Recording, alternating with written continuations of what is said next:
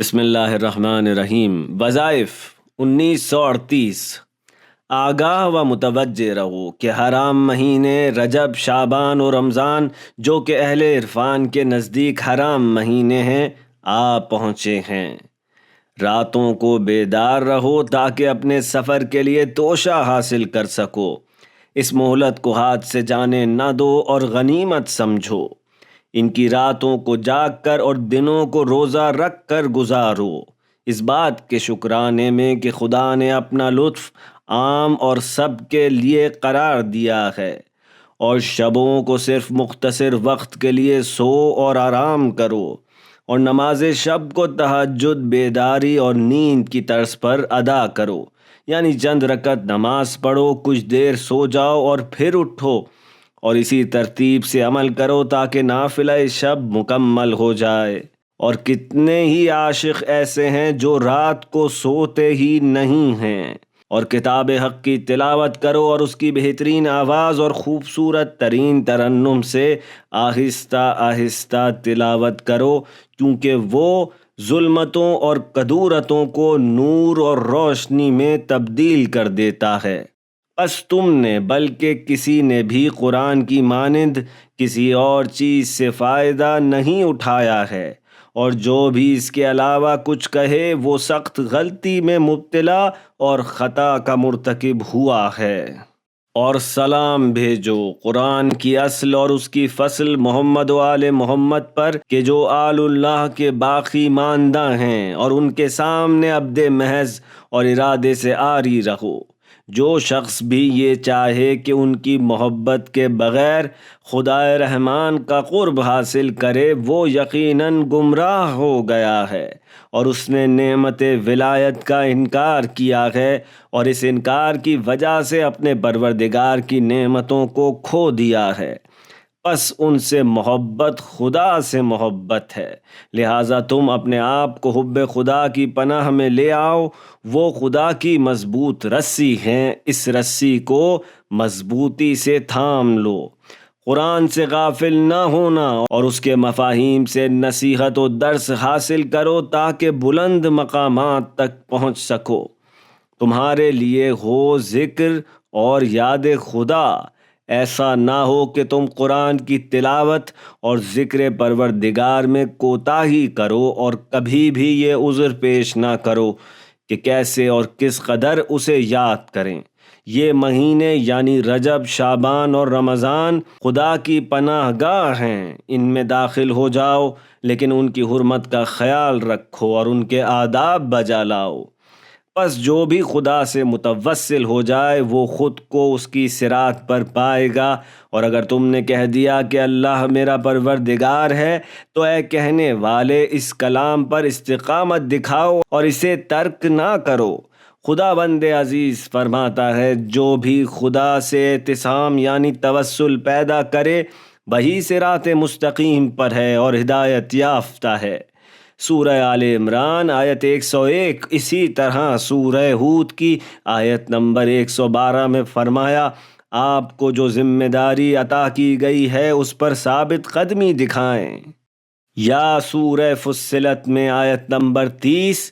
اور پروردگار جو کہ جلال، مجد و عظمت کا مالک ہے فرماتا ہے یقیناً جنہوں نے یہ اقرار کیا ہے کہ اللہ ہمارا پروردگار ہے، اور اس اقرار و اعتراف کے بعد انہوں نے استقامت و ثابت قدمی اختیار کی ہے، ان پر اللہ کے فرشتے نازل ہوتے ہیں۔ میرے عزیز بھائیوں کہ خدا آپ کو اپنی اطاعت میں کامیابی عطا فرمائے۔ ہوشیار رہیں کہ ہم حرام مہینوں کی پناہ گاہ میں داخل ہو رہے ہیں۔ ہم پر خدا کی نعمتیں کس قدر بزرگ اور کامل ہیں۔ جو چیز سب سے زیادہ ہم پر واجب ہے وہ اپنی مخصوص شرائط کے ساتھ توبہ کرنا ہے، اور معروف نمازوں میں سے ماہ ذیقعد کے اتواروں کی نماز توبہ اور حتی الامکان کبیرہ و صغیرہ گناہوں سے بچنا شامل ہے۔ پس آپ دستور توبہ پر عمل کرتے ہوئے ماہ رجب کی پہلی شب جمعہ، جمعے کے دن یا ہفتے کے دن نماز توبہ پڑھیں۔ اس کے بعد اسی مہینے کے دوسرے ہفتے کو اس کی تکرار کریں۔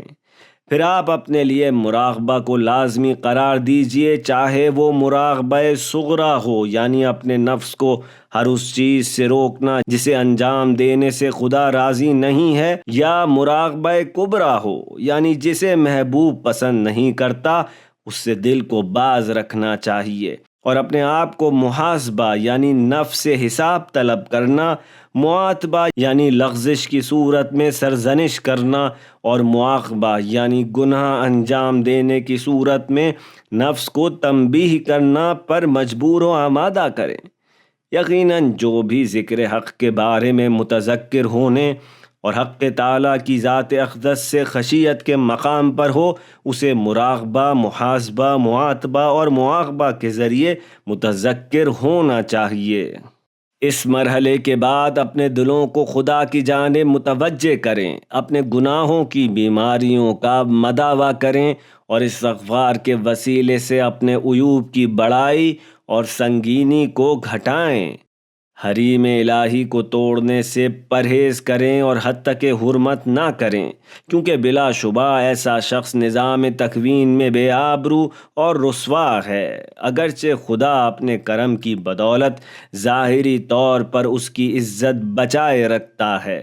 ایسے دل کے نجات پانے کی امید کیوں کر ہو سکتی ہے کہ جس میں شبہات داخل ہو گئے ہوں؟ کیسے ممکن ہے کہ اس میں اثر ڈالا جا سکے تاکہ متقین کے راستے پر چلے اور محسنوں کے مقام تک رسائی پائے اور ان کے ساتھ خوشگوار پانی کے چشمے سے پی سکے؟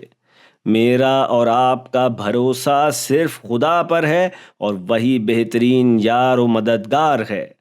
آپ کو چاہیے کہ اپنی فرض نمازوں کو جو نوافل سمیت 51 رکعات پر مشتمل ہوتی ہیں ان کے بہترین اوقات میں ادا کریں۔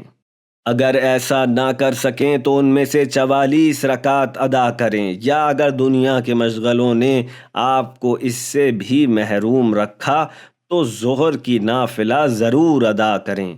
جہاں تک نافلہ شب کا تعلق ہے تو آپ کے لیے یہ جاننا ضروری ہے کہ اسے انجام دینا مومنوں اور حضرت معبود کے سالکوں کے نزدیک واجبات میں سے ہے، اور اسے ادا کرنے کے سوا کوئی چارہ نہیں ہے۔ اور باعث تعجب ہیں وہ لوگ جو کمال کے مراتب میں سے کسی مرتبے تک پہنچنا چاہتے ہیں لیکن قیام شب اور اس میں نوافل ادا کرنے سے غافل ہیں۔ ہم نے نہ کبھی دیکھا اور نہ ہی سنا کہ کوئی نماز شب ادا کیے بغیر کمال کے کسی مرتبے تک پہنچ سکا ہو۔ آپ کو چاہیے کہ رات کو قرآن کریم کی خوبصورت اور حزین آواز میں تلاوت کریں، کیونکہ تلاوت قرآن مومنوں کی شراب ہے۔